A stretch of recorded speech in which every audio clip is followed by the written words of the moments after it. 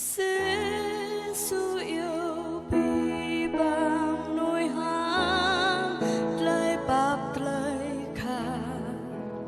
như yêu y hang yêu cầu mơ lang như thổ tơ quan y chế ba mang hàng ngõ như tờ quan y hàng câu mơ glai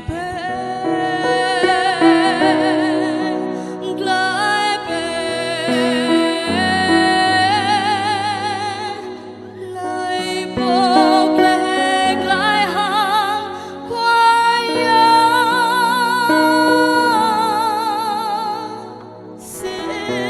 sự yêu bi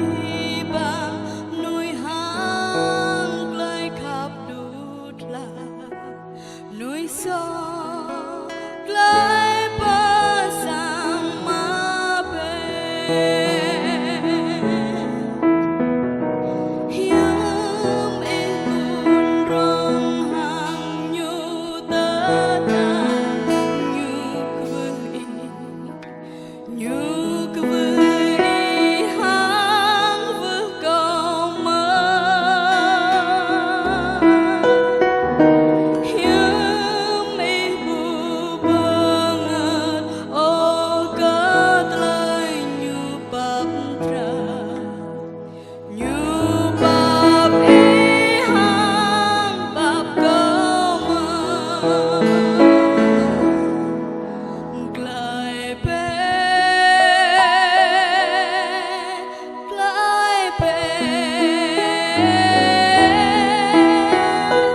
lại bốc lên glai hàng qua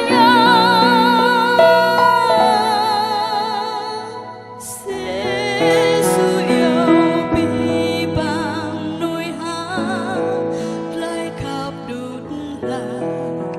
nuôi gió glai bờ sang má bể